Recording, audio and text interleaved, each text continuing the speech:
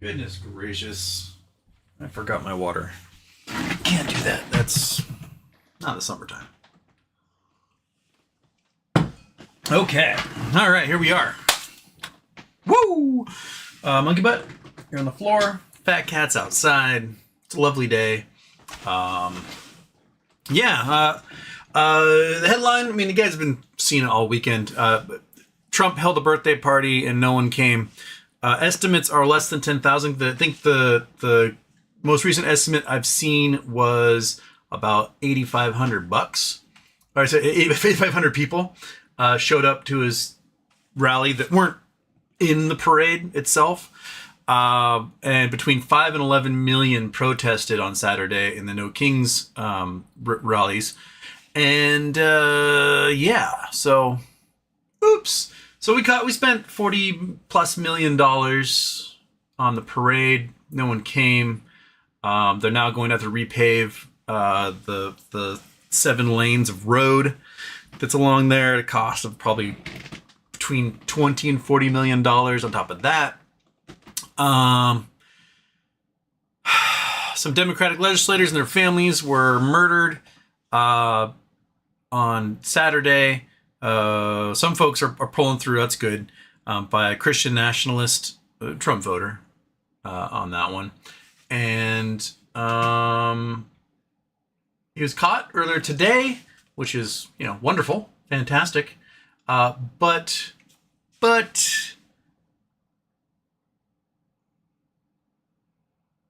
it seems like political violence is the MO for a lot of folks on the far right, whether they're Proud Boys, Patriot Front, Patriot Prayer, weirdo evangelical mercenary guys like this last dude. They want to be brown shirts, and a lot of them seem to be getting jobs with ICE, so they can go terrorize people, wear their little army outfits, and go pretend like they're invading cities and then absconding with folks. And that's what a lot of the No Kings rally was about saying, hey, this is bullshit. Like, stop it. It's the largest single protest in the U.S. history. More people marched on Saturday than any time in U.S. history, which is pretty impressive. So keep that in mind as you watch events unfold.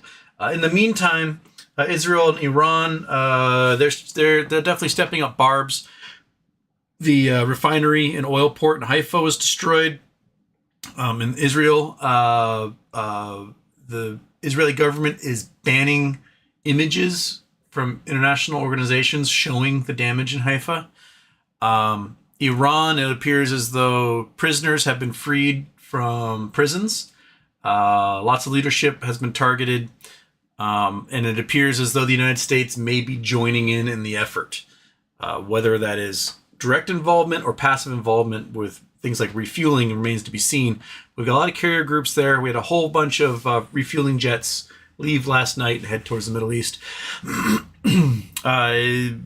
Iran might be on the back leg on this one. But I think the Israelis are super pissed because I think they thought the Iron Dome would protect them, but Iran has managed to launch so many ballistic missiles that it overwhelms the system, and it's just like bam, bam, bam, bam, bam. They can't keep up, and the Iranians do not have the targeting abilities of the Israelis. Basically, they can calculate like we're gonna go for this area with a plus or minus 1% error, which is a huge deal.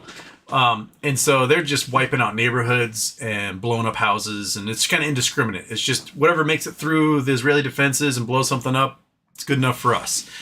I'd be curious to see what the U.S. involvement ultimately becomes. I'm not a fan of war. I'm not a fan of starting wars. I do think that Iran without an Ayatollah and a theocratic regime is probably good for the world.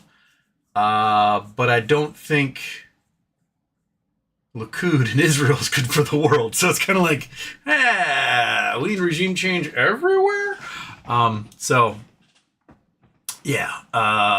Jewish man I just saw pop up. Trump just now, everyone should immediately evacuate Tehran. So it sounds like carpet bombing is going to be taking place in Tehran. So look at 1 million dead. Cool. Shit.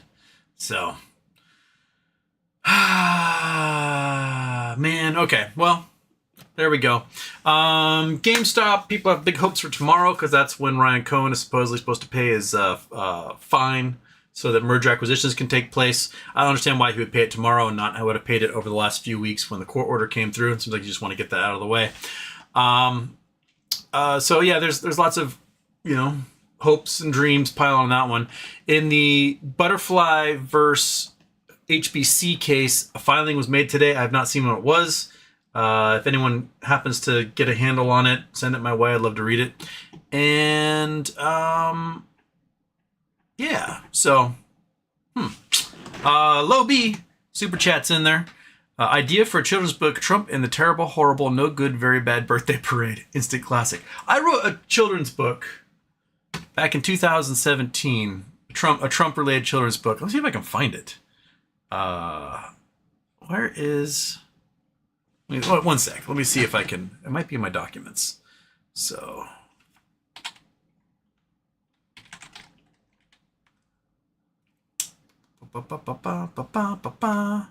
Documents.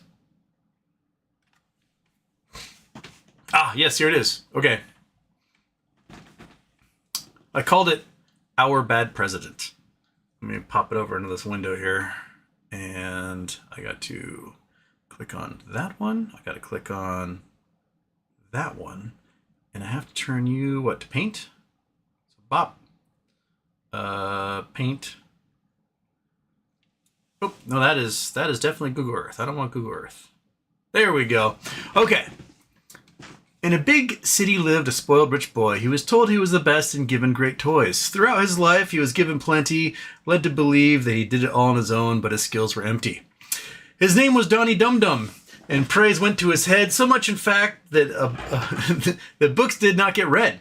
I am the smartest and the greatest. My parents do the rest. Why should I learn and write letters for when I pee the bed? The next one is even better. As Donnie got older, he grew meaner and meaner and bolder. When it came to his duty, he found many reasons to leave it to Yudi. I am the greatest of health, except for when it comes to war. I cannot go if my foot is much too sore.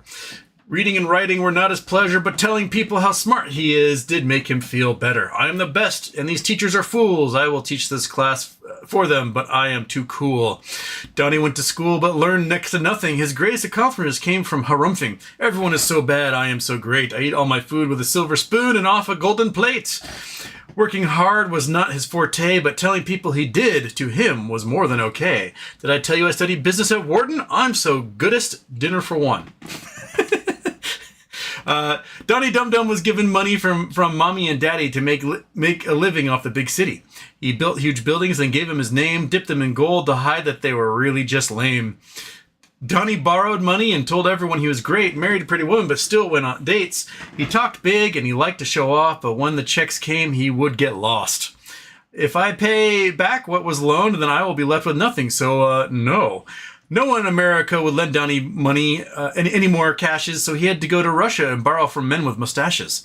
With money from men with mustaches, Johnny built more towers, played golf, and tried to make big splashes. He got richer and as the wealth poured in, Russians bought his condos, hotels, and houses.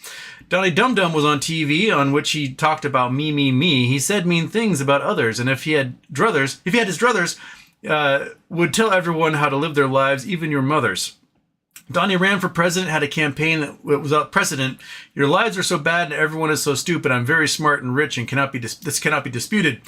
He liked to yell and divide and got almost half the people on his side. When I win, I will make this lamb the bestest. The people replied, yes, yes, yeses. Donnie won the election with the help of Russians with mustaches, but he was not prepared for the blowback and tongue lashes. President Dum Dum, why did you not read the paper? It's all fake news. It's full of haters. Instead, I will use the internet now and worry about everything later. I am the best there ever was, but they say I'm foolish for not reading books or being schoolish. They are just jealous of how handsome I am because now I rule the land. Sir? What about the men who rule you, the Russians with mustaches? Don't worry about such things, for I will distract them with great clashes. If I poison the water and make the sky brown, and if I am loud and play the clown, people will be too occupied there to notice Boris with a facial hair. And Donnie charged on. Everything began to go wrong. The country's falling apart, but my mom and dad said I was so good and smart. People cried out, "You should have read books and studied hard. You would have known what to do right from the start. We trusted and believed in you, but no more free passes. We all know about the men from Russia, the ones with mustaches." For Donnie Dum Dum never knew that when you're given everything, you never learn to give back. Now he lives in a cell and must get his, but at least he gets his top rack. So, I asked a friend who's like an illustrator, "Can you illustrate this for me?" She's like, "I'm busy," and then never got beyond that because I can't draw for shit. So, oh well, such is life. How about this? Bing!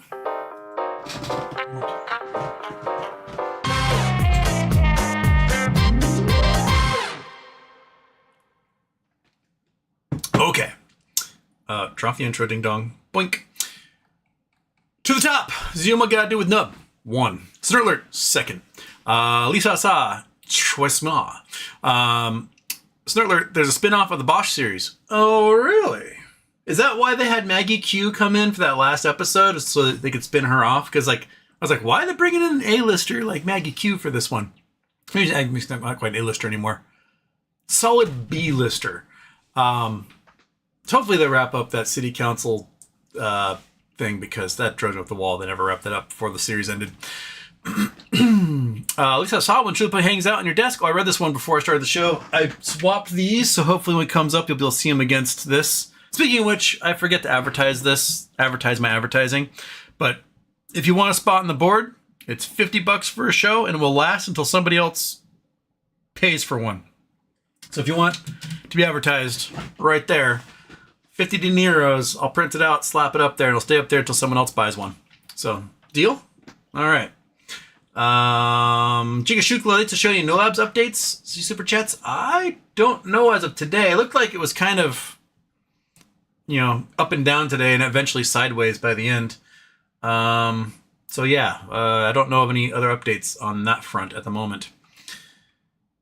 High-vis jacket for the fat cat. It's like one of those like slow stop signs that you can use. And 9 crazy things coming out of the investigation with those murders. The guy was stopped by police after the first shooting, but was let go. The police didn't check anything. Yeah, do you see his license plate just said police in some car that he probably bought at a police auction or something? Yeah, he was confronted by the police or stopped by them. And they're like, "Oh, fellow cop, have a good day." And he went on to murder some other people. Pretty wild, man. Pretty wild. Lots of heads are probably going to roll on this one in the end.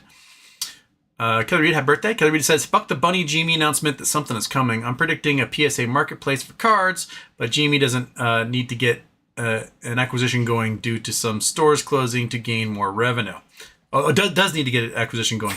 They do. I don't know, like, there was rumors about PSA being acquired by GameStop, and PSA's like, "Hell no, we're our own company."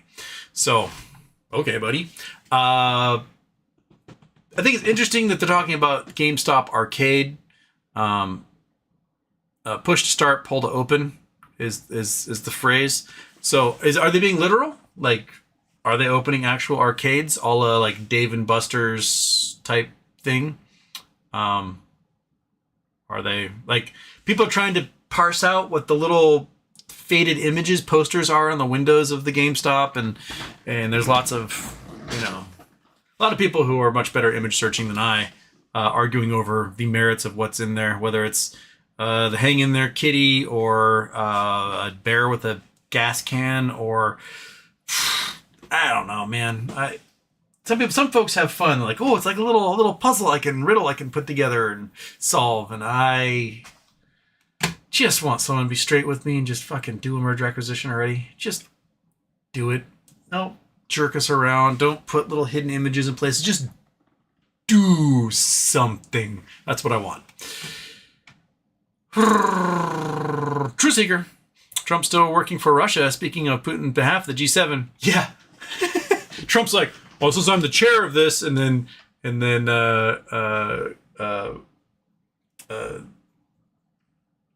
Canada steps in, like, "No, I'm the chair, and we're gonna move on now."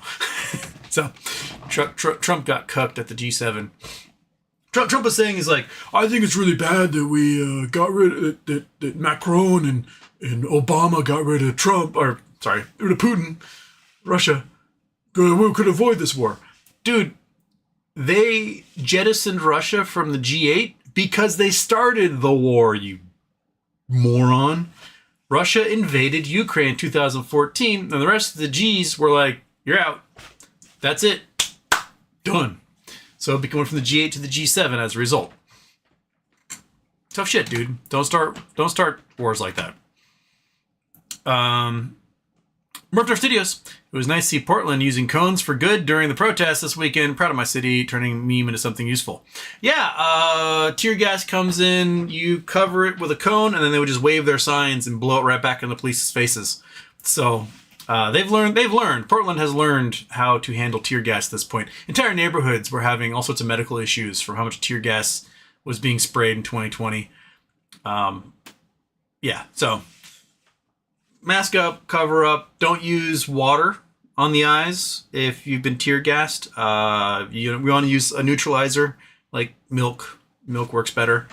It seems weird to pour milk in your eyes, but it neutralizes the capsaicin. True Seeker and Junior with Trump Mobile. What the fuck? Just sucking every teeth they can get their hands on. Yeah, they apparently are. They claim that the Trump Mobile phone, will be built here in the United States. It's only going to cost $499. No, that's they went on Alibaba. They ordered a phone that's already made, and they slapped the Trump logo on it. That's what they're doing. It is not. They did a Trump Mobile thing back in the Apprentice days that failed miserably. So I mean, it's you just go to the cards there and be like, oh, we'll try this one again. It's been 15, 20 years. Let's go again. But no, that phone is not being built in the United States. There's nowhere to build such a phone in the United States. So there's no production line anywhere. There's no factory anywhere. There's no one who knows how to do it.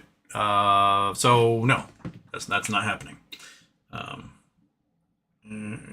Oops. Okay.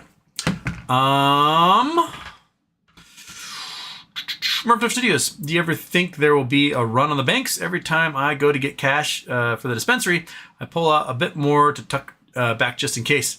You can always use your gold as well, I guess. I mean, we had a run on the banks 2 years ago on Silicon Valley Bank. There was literally a run on the bank. If we get to a point where there's like a MOAS situation where big corporate banks and investment banks are just basically being vaporized due to the liabilities they have of all the hedge funds and family funds under them, I can imagine there being a run. The folks go, oh no. Probably be a great day to buy puts, especially on smaller, like the smaller of those big banks, the not quite so jumbo banks, because they're the ones that'll be like set adrift while the Chase Manhattans and what will remain. Like, let's say you are a cajillionaire tech startup bro, or like one of those Sandhill venture capitalist guys, and you got a crap load of money in a bank like Silicon Valley Bank. You could, theoretically, pull all of your cash out because the stuff they put your money in is probably like real estate loans, commercial real estate loans that aren't worth even close to what they were. So the bank's going to be forced to sell those bonds back into the market for a complete loss, a realized loss, and the bank starts to collapse. So you take out your $1 billion out of their bank, right? And you take that $1 billion and you buy a whole bunch of out of the money puts, near term, cheap, within a week, closer, and you could make so much money. If you had bought on Silicon Valley Bank, if you had remember, I think it collapsed on a Thursday. If on that Wednesday, and it was trading at like $350, somewhere around there, if you had bought for $1, right, $1,100 puts that expire on that Friday. So it cost you $1,000. You would have made, by Friday, $10 million off that $1,000. So let's say you are pulling $1 billion out of such bank and you buy 1 billion puts in that bank, right? Because you just took all their cash. They're done because you are the big depositor. Theoretically, you could have made $10 trillion off of that and just destroyed the entire market in general. So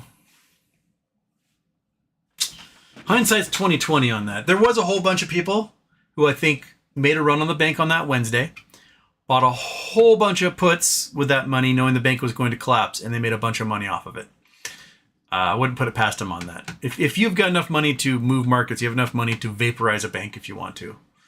And there are people who can do that. I have a very wealthy friend who's helping me when I was doing my TV show. He had done some shows and helped produce some like cooking shows and stuff. And so he's helping me navigate that realm. I had lunch with him one day, and this is before Crazy Rich Asians came out. It was one of the most jaw-dropping things. His wife had cheated on him and like run off with another man, and she was still drawing on all the accounts. And he had this prenup and all this stuff, and he was trying to close the joint account because he's like, it's my prenup. It's not her money. And he went to the bank, and the bank refused to take her off those accounts. Like, no, sorry, bro, can't do it. And he's like, this is the legal document for our prenup. Like, we are legally separated. She does not get access to this money anymore. And the banker wouldn't do it. And so I went and had lunch with him, and we're chit-chatting, and his phone goes bzz, bzz, bzz, bzz. He's like, oh, 1 sec. He's like, cool. Went through. All right, awesome. Okay. Boop. He's like, 1 more second. Boop, bop, boop, boop, boop, boop. He's like, hey, is this Ted? Yeah, this is so-and-so. We spoke yesterday and you wouldn't close those accounts that I asked. Yeah. So I'll let you know, I just bought your bank. You're fired. Click. Like, seriously. And then in his like infinite wisdom, he's like, if you ever become a billionaire, never bank with a bank you can't control. And I was like, shit. Okay, that's some rich people advice. The other things he told me was get a comfortable bed and get comfortable shoes, because if you're not in one, you're in the other. So that's some advice I could actually afford. I can't afford to buy a bank yet. So yeah, it's possible. Okay. Where was I? That was ECB, banks colluding, each having their own stable coins for trading, payments, cross-border payments. Amazon and Walmart considering their own coins. Yeah, the multiple currencies are going to get out of control. It was one of the biggest problems with the Articles of Confederation, was that we did not have a unified national currency, that each individual state had their own currencies. And it made business almost impossible to do, because you were like constantly converting, and then middlemen were like taking on all sorts of profit in the exchange of these currencies, and the people were losing out in the end. I think we're kind of regressing back to that in a way, especially if they do try to actually kill the US dollar, which is the thing that unites us as a nation, is probably the dollar, and keeps us somewhat on good standing on the national stage, which we're quickly losing. So yeah, everyone's gonna have their own coin, and you're gonna have 25 billion coins to deal with, and like, patty bucks. Yeah, we have some patty bucks going around for everybody. Tanny one in the super chats. Rock God, you hear of Zorhan Mandani, New York Dem primary candidate for the mayor of New York City. Dude's online game is insane. Highly recommend to check him out if you haven't. If he wins primary and mayor race, dude will be a template for anyone who wants to run for any office. Oh no, he's doing a brilliant campaign. The biggest qualm people have is like, he's 33. Like, he's 33, but he's not, nipple ring rapey machine, right? I think he's going to make a magnificent mayor, because he is campaigning directly on things that make people's lives better.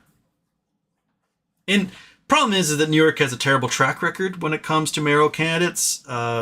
Like, they could have had Maya Wiley last time around, and instead they chose Eric Adams. Like, what are you thinking, New Yorkers? Like, every time a New Yorker picks a mayor, the rest of the world's like, what? Why them? And they just keep doing it over and over again. So hopefully, Zoran comes through. If I were a voter in New York, I'd vote for him. So yeah, I think it's right. I got into quite the spat on Blue Sky earlier today. Camille Najani, actor, comedian, he was in Silicon Valley and stuff. He talked about how he was in DC at a fundraiser and did a set, and then afterwards was talking with the people there, talking about like the direction this country's headed and how we are headed towards fascism. And people are like, oh no, that's not how it just swings from one side to the other. And it's just, we're just in the in-between time where it's going to swing from one side to the other. And he's like, these people are wholly uninformed and do not have their finger on the pulse. They're in a protected little bubble. And he made to point out, he's not talking about Democrats. He's talking about these like billionaire donors who are at this event. And people started jumping on him. And I was like, but that's exactly what's happening, is that the billionaire class, the Citizens United folks, the ones who dump huge amounts of money into super PACs, dark money, and fund the DNC, dictate what the party does. Not the membership, not the people who are members of the Democrat. They don't get to dictate what happens. It's the big money that dictates how things go. And I gave the example of David Hogue basically getting shit canned as a vice chair of the DNC because he wanted to primary the shitty Dems. He wanted to primary. Like, if you don't do anything, if you're voting for Trump legislation, we're going to primary you and we're going to get your ass out of office and put somebody in there who's going to do a good job. And the DNC was like, no. It's like the first time they've ever been angry in their life about anything ever. They're like, how dare you take our milquetoast candidates who rubber stamp Trump legislation? No. Rah. And they basically kicked him to the curb. And I said, this is an example of why the Democrats lose. And these centrists were just jumping on me over and over, just like, you don't know anything. You don't know shit. I kept using example. The Democrats crapping all over themselves. You want to know why the Republicans won straight down the board? They won the House, they won the Senate, they won the presidency, and as a result, they control the Supreme Court for a generation or more. It's because, get this, they primaried the people they didn't like who weren't doing what they wanted them to do. Like, the party became MAGA. MAGA wants MAGA things. So the Republicans who weren't on board with MAGA, they got primaried, they lost their seats, and they're gone. And so the Republican Party controls wholesale everything. Sometimes you got to slip a little populism in there, right? You got to appeal to the voters who you're supposed to appeal to. The Democrats don't do that. The Democrats are all about status quo, like don't rock the boat too much, right? Because we don't want to hurt our corporate donors. We can make sure that, yeah, after 15, 20 years, some gays can get married and maybe some trans people can have rights. But oh no, if it's going to lose us an election, then we're not going to worry about the trans. They're not humans. They're subhumans now, right? They won't stick to their guns. We don't have universal health care, even though over 70% of the population wants universal health care. We don't have decent gun regulations, even though over 70% of the population wants decent gun regulations, right? We don't have mass transit. We don't have trains. We don't have, anything addressing the homelessness crisis. We aren't actually doing anything to make individual lives better. We're just not actively participating in making their lives much worse. Middle class is still shrinking. Wealth disparity is still growing. The rich are still getting too rich, right? The market is disconnected from the economy. Homes are too expensive. We allow too many mergers of large corporations, reducing competition and raising prices. Like, we still let a whole bunch of bad things happen, and we don't get in the way and go, that's not good, right? We shouldn't do that. We should actually help people because we create a society to make everyone's lives better, right? And so anytime there's a big step that would radically make your life that much better, the corporate Dems step in and go, no, I've got a whole bunch of investments in United Healthcare and in Amica and in Blue Cross Blue Shield and whatever. They don't let it happen. So, back in the 90s, we were basically one vote away from having universal healthcare in this country. Hillary Clinton was put in charge, like, let's make the universal healthcare happen. And didn't happen. This dates back all the way back to Truman in the 1940s, trying to get universal healthcare after World War II. The best he got was Veteran Affairs, right? And then Johnson came in. He's like, okay, let's try this. Let's try to get universal healthcare going. Best he got was Medicare and Medicaid. We still didn't get over the limit because by then it was too late, and the corporate interests were too great to overcome that. And you had a whole bunch of lobbyists slipping money into the pockets in the campaign funds of centrist Democrats who are willing to look the other way for a little extra cash and a little job security, right? It's bullshit. They should be facing the barrel of an election gun every 2 years if they're going to be like that. AOC did not get funding from the state DNC or from the national DNC to do her primary. And she's now one of the most recognizable politicians in the world, right? If we can get an AOC in every single solitary Democratic seat across the country, you know how much riz the Democratic Party would have? It'd be insane. But no, you can't rock the boat, right? Funny thing was, I pointed out, like, David Hogue got shit canned by the DNC for trying to basically get good Dems into office. Democrats, remember, the last 8 politicians in Congress to die while in Congress have been Democrats. Because we keep putting these geriatrics in there because they win the seats over and over again because they've just been there forever. But they aren't doing anything. They aren't voting to help anybody, right? There's no turnover. There's no young blood coming in. They're just ancient, creaky, old, rich people who trade on inside information and get themselves wealthier and wealthier. So anyway, I pointed out that Hogue, tried to rock the boat and get some good Dems into seats and get some youth in there.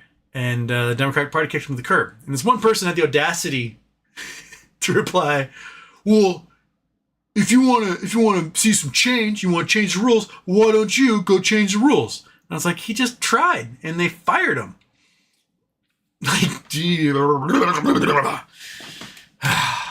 Anyway, attending one is also super chats. The president for Teacher Union and president for Federal Workers Union both resigned from the DNC. Ken Martin is doing something stupid. Yep. We are probably going to have Debbie Wasserman Schultz 2.0 going on here. The Democrats have, like, just by pure ick factor of Trumpism and the Trumpers, the Republicans, there's a disparity of, I'll vote for Democrats over Trumps. Like, so the Democrats do have a gain there. But none of the gain is like, oh my gosh, they're going to improve things. It's like, things are so bad, I have to go the other way. That's basically it. Like, they're being handed this thing, this winning touchdown play, and they're going to, like, fumble the ball on the 1 yard line because that's what they do, right? Like, one of the excuses is the DNC doesn't make the rules, individual states make the rules. The DNC can make the rules if they want to make the rules, just like the RNC can. They're a private corporation. They can make whatever rules they want. They can abide by whatever rules they want. They literally argued this in court when they got sued over putting their thumb on the scale on Hillary Clinton's campaign in 2016. They argued in court, like, we're a private corporation and we don't have to follow our rules if we don't want to. That was their argument, right? So the DNC could literally go to states and be like, you're going to do this and you're going to do that. They can dictate to them rather than be like, oh, we're just going to leave it up to the states. So you have some states that allow independents to participate in primaries and other states that don't, right? And you have to remember, independents are the largest ideological group in the entire country. Independents win you elections.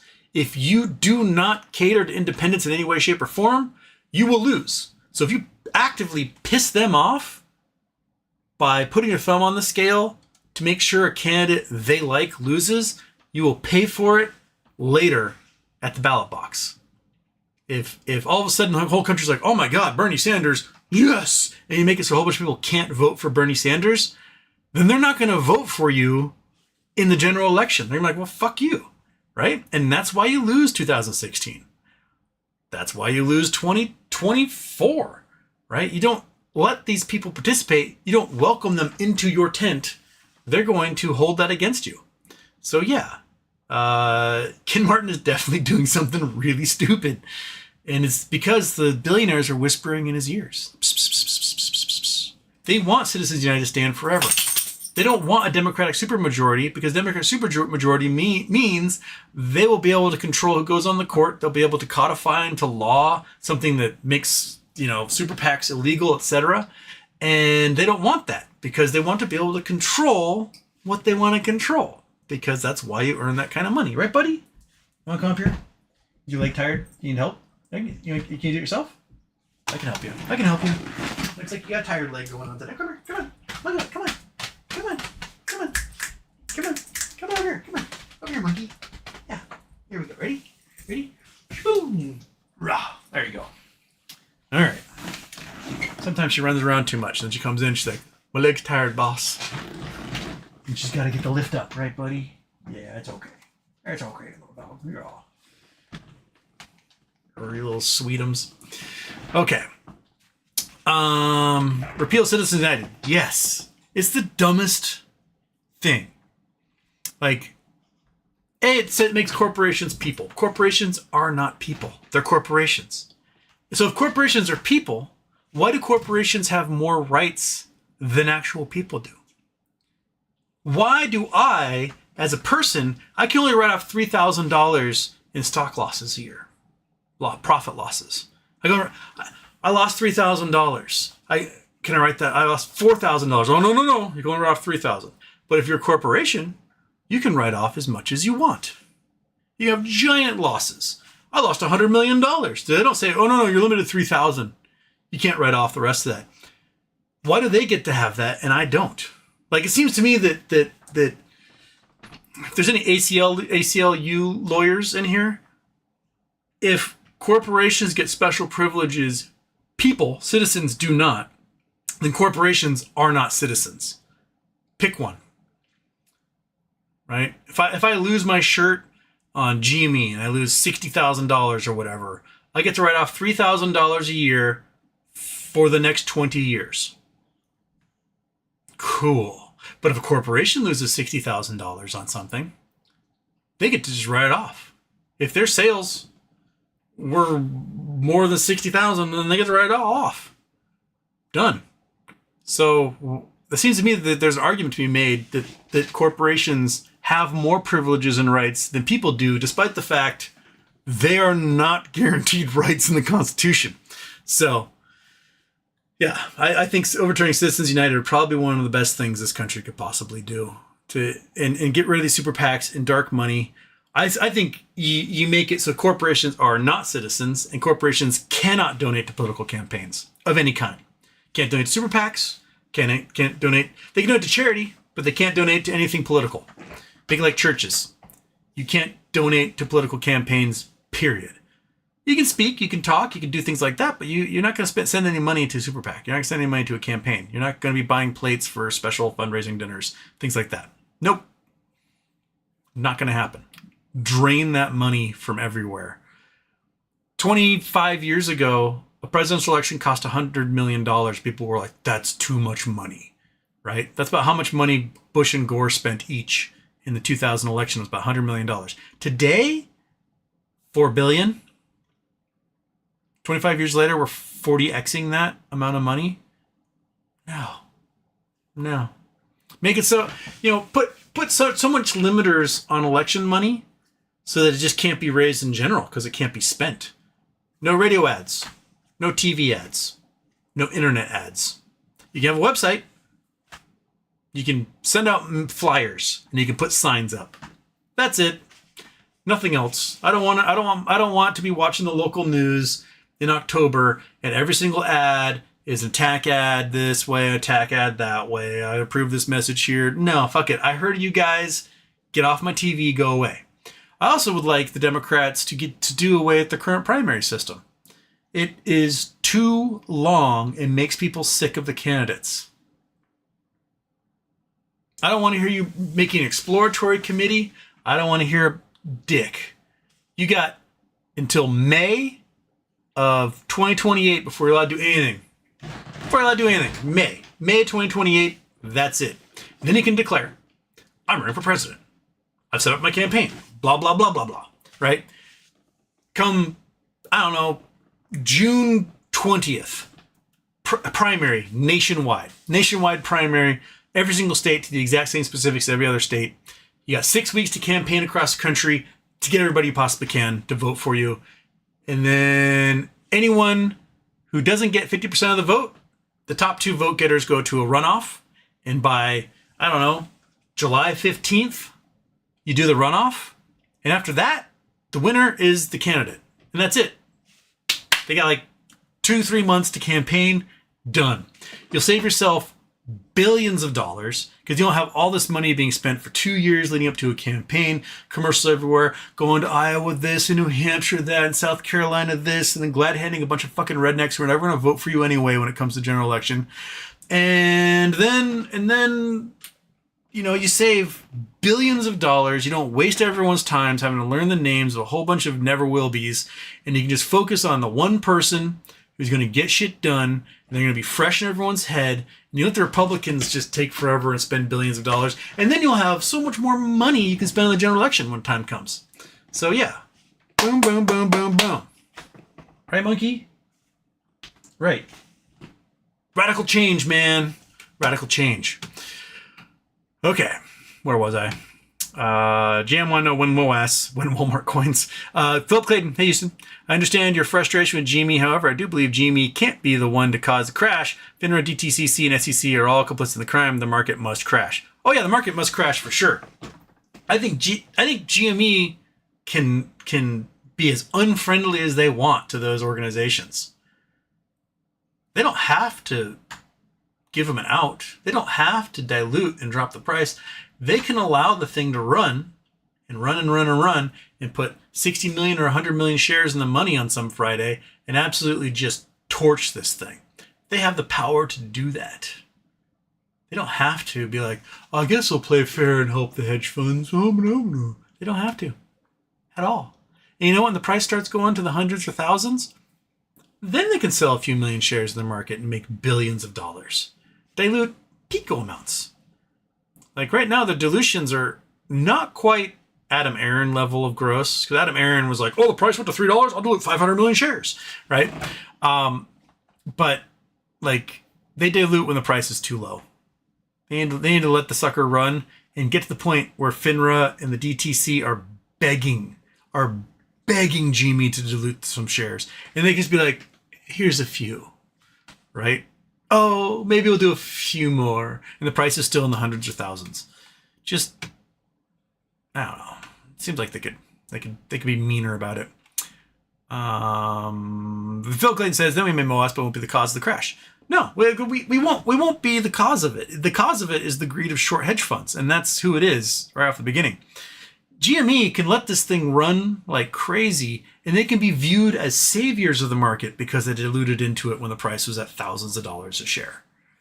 All right, like, oh my goodness, we're gonna save you, market. We'll sell some shares into the market at this point. But by then, we've all become cajillionaires, and we're cool, right? In Phil Clayton, any chance America can impeach that orange bellend? How would they go about doing that? Watch Fahrenheit 11/9 that delved into the Flint, Michigan water crisis. How did they get away with this? Yeah. So the House has to vote to impeach with a majority. The problem is the Democrats do not have a majority, and the Republicans are a whole bunch of lickspittles for authority. So those guys aren't going to impeach Trump unless Trump somehow so supremely damages their brand that they realize that he's a dead weight. He's an albatross around their neck, an anchor on their ankles or whatever. I don't know. and then maybe they'll be like, fine, we'll cut our losses. But the problem is that there's still this fervent core of the Republican base who would never forgive Republicans for turning their back on Trump, despite the fact that everyone's lives are getting worse as a result. And what happens is that any Republicans who vote to impeach Trump will lose office because those folks will primary them and whatever. So the Democrats have to have a majority in order to impeach Trump, and then it has to have a supermajority in the Senate where they convict after they hold a trial. And again, you run into the same problems where you have Republicans who are like, oh, the people in the primaries to decide who we are love Trump, and that's half of my voter base, and so if I ever get primaried, I will lose. And so they get scared to actually do that. So probably the closest thing that will be able to happen would be a use of the 25th Amendment, which would be J.D. Vance and the cabinet deciding Trump is too incompetent to remain in office, and they just say, no, you're out, basically. And then J.D. Vance will become president after that, which a lot of people are scared of J.D. Vance as president. I'm okay with J.D. Vance as president because J.D. Vance has no riz. People hate his guts. So there would not be, it would save Congress from having to be like, oh, we gotta get rid of the Trump guy. It would put it all on J.D. Vance and the cabinet, who would be unpopular with all the Trumpers. And then they wouldn't have to do anything J.D. Vance tells them because no one likes J.D. Vance. He'd be so unpopular that people in Congress would probably openly revolt against him and not vote for his policies. So I think J.D. and the Peter Thiel crowd might be like, ooh, we can get our chance to lead. But if they get in there, they're going to be so unpopular that they won't be able to get the legislation through. And they'll be just hated. So I say go for it. ECB also says, back in the day, each state bank had their own currency. Now currency coins will be backed by stability, liquidity of each bank or company. Yep.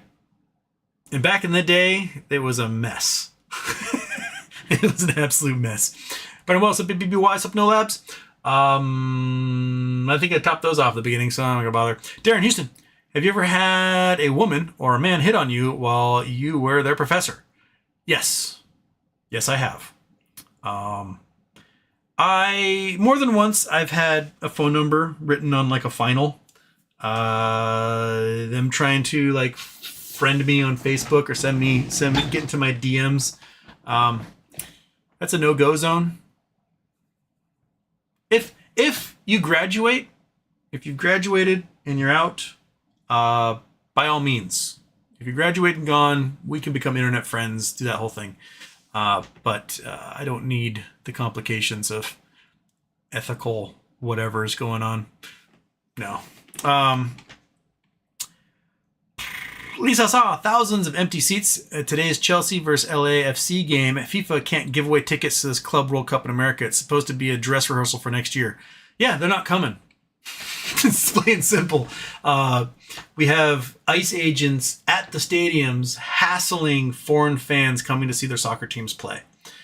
These are games where if these were friendlies, right? If it was LA versus Chelsea in a friendly in August of last year, there would have been 70,000 people there. Half of fucking London would have arrived to go to this game. But they're not this year. They're not coming. Crazy stat that showed up this week showed that for the first time ever, the United States is importing more wine from Canada than we are exporting to Canada. Canada has exactly one wine growing region in the Okanagan, and that's it. And their wines are mediocre at best. But more of that wine is coming from Canada to the U.S. than going from the countless wine regions in the U.S. into Canada, because Canadians won't touch it. So yeah, they're not going to come for the World Cup. They're not going to come for the Olympics. They're not going to come for the FIFA Club World Cup. They're just not going to come. They don't want anything to do with the U.S. They're done. They're like, we're out. So yeah. So Tinny Oneness, sorry, I missed the Tinny Oneness super chat here. You would have to somehow cut out the media market because campaigning spending for cash for ads, the local market middleman gets 10 to 15% per ad or event. You sell out a venue and that costs $1 million, 15% for them. Yeah, you'd have to cut them out somehow. I agree. We need to make political campaigns less of a for-profit business in this country. I know a couple people who run some really big campaigns. Ron's wife of No Labs, his wife is a campaign advisor. She runs huge like senatorial campaigns and stuff. They got a really nice house. Her ex-husband also does the same thing. He like runs huge Senate campaigns for all over the country, and like he's got to take the money out of it. People need to do these jobs for an altruistic means and not for the cash payday that can be involved. Know what I mean? Like, I want my doctors to be doctors because they want to help people, not because they want a big payday. I want my teachers to teach because they want to make kids learn, not because they're going to become millionaires doing it, right? Now, I would like teachers to get more money than they're getting now, that's for sure. Like, much more of a living wage for the college degrees and education they have to do. But, like, you know, going into office should be a calling and not a career. Know what I mean? That's why we need to eliminate the ability of trading for members of Congress and their immediate families. They shouldn't be able to trade on this insider information the rest of us don't. They get better returns than anybody. I mean, some of these guys get like 100% returns on a year. Day trading, insider trading, this stuff. That should not be allowed. No, if you're going to go, you get paid well. You get paid $200,000 a year to be a congressman or a senator. That's plenty. Live on that, right? You don't need to then make $30 million a year trading on the insider information you get from there. So, where was I? Anthony Fay, did you see Trump Mobile introduce a gold mobile phone? Getting real Pablo Escobar phone vibes. Hoshi Gaming. Any place I should 100% visit on the Big Island? I went to Hilo Burger Joint yesterday. It was amazing. Go to my friend Dean's restaurant, White Guava Cafe. It's in the old Pizza Hut in the KTA Center. On Comahana, not Comahana. Puilo? Oh shit! What's that road? Monkey? What's the road? I have to pull up here on the map because I'm losing the names of all my roads here. Where the hell is... There's Google Earth. Okay. Scene. Boom. Google Earth. Wait. On Google Earth on. Paint off. There we go. KTA... Poinico. That's the word I'm thinking of because the Poinico Center is the name of the center. So right in here, here's the KTA. This right here is the old Pizza Hut where I got salmonella. And this is the White Guava Cafe. It's my friend Dean's restaurant. It is delicious. And it's good value for being a restaurant on the islands. Go there. Beyond that, we're in the Big Island. You gotta do a couple of the big things. You gotta go see the mountains fountaining out of the crater right now. So you can see 1,000-foot lava fountains, which I've always wanted to see and never been able to. So get there and do that out here in Kilauea. You're going to want to go to Waipio Valley out here. You hike down the bottom, go to the beach, watch out, surf can be monstrous. You can hike back, see some really cool waterfalls. You can go down here. This waterfall here is really amazing. It's one of the, not that one. That's too short. We want one of the good waterfalls. Maybe this one? Nope. Come on, man. Show me. Gosh, dang it. Quit showing me the same stupid picture over again. Rah! Anyway, this waterfall here is basically a 1,000-foot, 2,000-foot uninterrupted waterfall into this pool. It takes a couple hours to hike back through this to get to there. So you want to get there early in the morning because the sun sets at like 6. So it'll give you a little bit of time to play around, and then you got to hike back through the river and get out. You're going to want to go on Saturday. You're going to want to go up to the top of the Mauna Kea and get a tour of one of the telescopes. So if you have a 4-wheel drive vehicle, or you can hook up with someone who does, you go up and you meet at the Viz at 10,000 feet. You will have an employee will then lead everybody on a big train up the mountain, and you go up and you will tour one of the big telescopes. see sunset up there, then come back down and get a star tour by one of the volunteers at the visitor's information station. Dress warm. It's cold as shit at altitude. People always forget that. That doesn't matter where you are. 10,000 feet anywhere on Earth is cold. 13,000 feet is even colder. It snows up there, man. You're going to want to go probably to a couple of the sandy beaches on the Kona side. Pick some. There's Hapuna Beach up here. There's Mauna Kea Beach, which is a private one, but you get a day pass for that. You can go down to like Turtle Beach and stuff, but Turtle Beach is kind of some scary locals sometimes. You're going to want to go to South Point, my favorite place on Earth. South Point down here. Go here and jump off the cliffs. There's actually a blowhole you can jump into. That's incredible. It's like 35 feet or so. Wait, no, that is not at all the cliff I want people to see. Why are there pictures of the cliff? Is that a picture of the cliff? Nope, that's just of the walkway.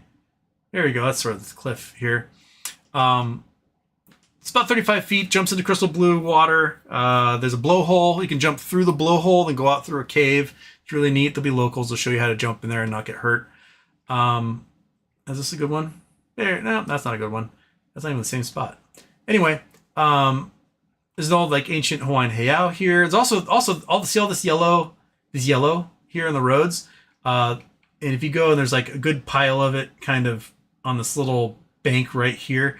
This is Kilauea ash from the pyroclastic explosion that killed all the warriors on the Footprints Trail that I talked about the other day.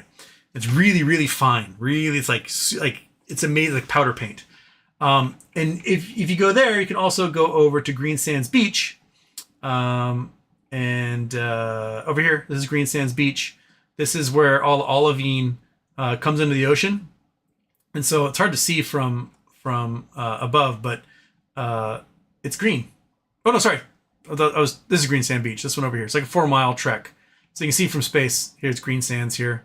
It's all olivine, which is peridot gemstones. That's not a good picture. That was a good picture. Nope, that's not a good picture either. Is this a good picture? Give me a good one that shows things green.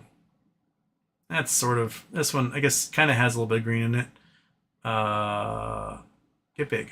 There we go. So you can see all the olivine makes the sand green. And it's coming out of this ash fall here because it was olivine ash that fell down. Pretty cool. Not much you can, it's cool to see, but the waves here can just beat the shit out of you. So be warned of that. What other little things can you do? I don't know how long you're there. Going to Waimea and like riding some horses is cool. There's a whole bunch of weird artist stuff up at Hawaii, and then there's Waimanu Valley, which is up here. Pololu. Waimanu is the next. This is Waimanu. Pololu Valley. In Pololu Valley, they film movies and stuff here. They also like old tanks and stuff from World War II battle exercises that were left abandoned here, so you can climb around some old tanks. Yeah,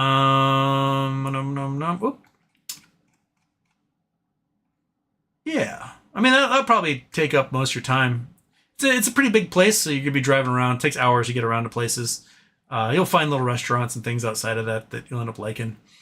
Saddle Road is kind of neat, just to do the Saddle Road here. It's kind of neat to go through the forest here. You can kind of see, like, brown on one side and green the other. When you drive through Waimea, there is literally a line on the mountain that goes from brown to green. And one side is like a bunch of cows in the mist being cold and miserable. And the other side of that line is a whole bunch of cows in the sunshine just cooking their asses off, wishing they had some clouds and mist. And it is like an instant 20-degree temperature swing. It's pretty incredible. So you can just see the line right here between one climate zone to the other. Yeah. So, that's things to think about, I guess. There you go. There's your list. All right. Mark Sloan, Niagara Falls is a great wine region in Canada. I'll take your word for it.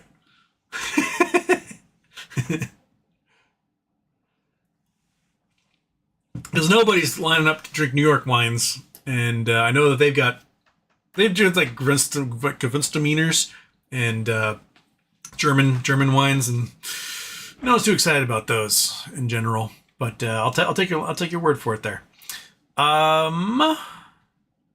Okay, where am I barely got into the start of the show here, and I've already got to go time. So I'll do one more, and then I got to run away.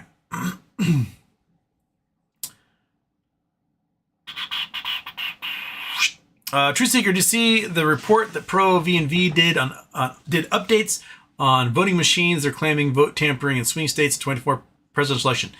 Yes, I saw the report. It basically said they listed them as minor changes when in fact they were major changes to the voting systems. I think the Rockport, New York case is a very important one because it shows that the Democratic senator got 80% of the vote and the Democratic presidential candidate got 0. And that to me says massive anomalies going on. That can open up, I think, to larger scale things. Now, the fact that court systems take forever to accomplish anything might mean that by the time we get an answer for it, we're already into another election. So, yeah. Okay. Monkey butt. You got it? I'll see you guys tomorrow for a show. You guys folks have a great day. And high five. And I don't know. Hug a dog. Pet a cat. Trip a child. I don't know. Do whatever you do. Okay, everybody. You guys have a great day. I'll catch you tomorrow. Boom.